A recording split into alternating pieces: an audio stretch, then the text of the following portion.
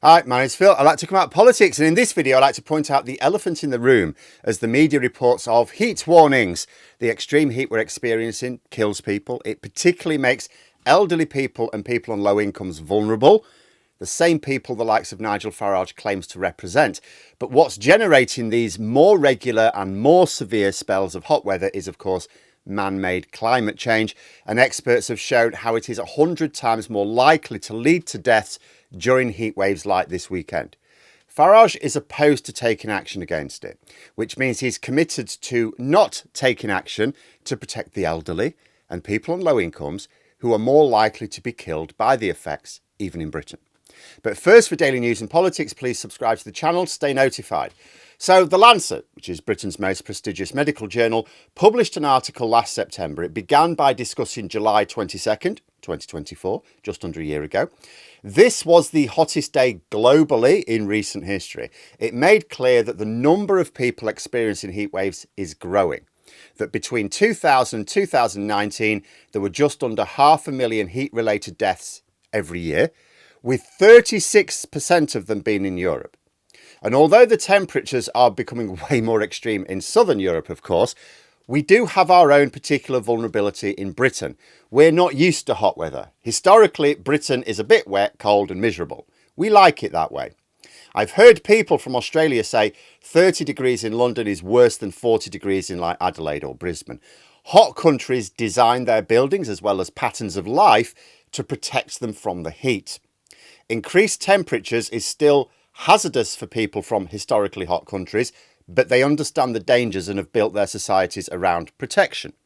In Britain, we haven't. It's not even a thought. Our buildings, when designs take temperature into account at all, are designed to keep heat in, not let it out. This is because Britain isn't hot. Only it is becoming hot. Man-made climate change has been known about within the scientific community for over a century, but vested interests kept it out of public knowledge for generations. British people now accept that climate change is a serious problem and they support efforts to tackle it. Even Reform UK voters support action against climate change. But I get the impression too few people really understand the dangers to themselves. You listen to people talk about climate change in Britain and they think it is absolutely a problem in other parts of the world, and that the reason we should take action is to help others or preserve things for their children and grandchildren, as if climate change is a danger to us on the horizon in the future. No, the dangerous impacts are here now, and they've been here for a while. People are dying from the heat. And who is most vulnerable? Those on low incomes and the elderly. Those on low incomes are not only more likely to be in work without protections from extreme heat, but unable to afford to protect themselves or their families at home as easily.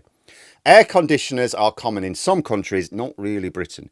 Even for those who can afford them, very few of us have one, because the extreme heat tends to last a relatively short time and is a fairly new concept. We've had heat waves in the past, of course. Mind you, consider that climate change has been happening before the oldest person alive was even born. But I was born in a heat wave 1976. Now, I saw some idiot, because I remember this well because, my heavily pregnant mother did not have a nice time of it. And she has told me many times since. But there was some idiot on Twitter talking about that 1976 heat wave and going, oh, we survived that. To which I had to respond, no, we didn't. During that heat wave, which lasted a little over 2 weeks, 250 people in England and Wales died a day.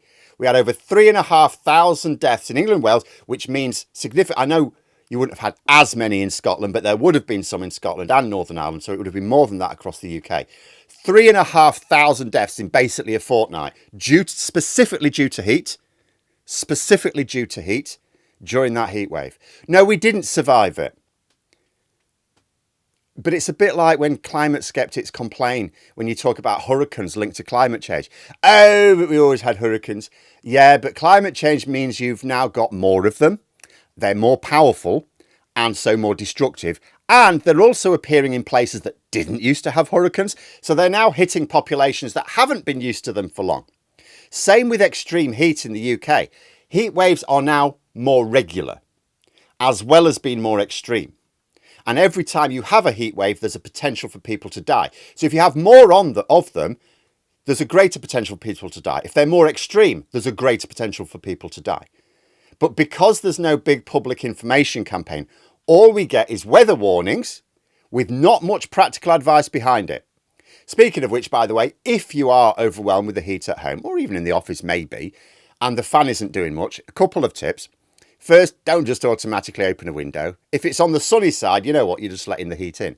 Better to open the windows on the non-sunny side, shut them on the sunny side with curtains or blinds closed, and then change as the sun moves across. But in terms of getting the best out of your fan, which only moves air around after all, and the motor actually generates more heat, what you actually need is like what I call Yorkshire air conditioning. I'm trademarking that. See, one thing I have done is if you have a clothes rack, that's pretty good. Get something like it, drape a wet towel over it. Doesn't need to be soaking wet. Don't get it dripping everywhere, obviously. Just wet. Then blow the fan across it. It doesn't actually lower the temperature of the room, but it makes you, if you're in the sort of the direction of the fan, it makes it feel cooler than the fan alone. The water is absorbing the heat, which means that the air around it cools, and then the fan blows that cool air onto you, if you set it up right. A thinner towel works better because it evaporates more. Remember to keep re-wetting it as necessary. Now, you can also use, and this is in theory less faff, you can also just use a bowl of ice. Blow the fan across the bowl of ice towards you. Does exactly the same thing, but for that you need a load of ice. Obviously, it doesn't work so well if the air is humid. Now, Britain is technically humid, but it's not very humid. Not enough to stop evaporative cooling working pretty well. I use it.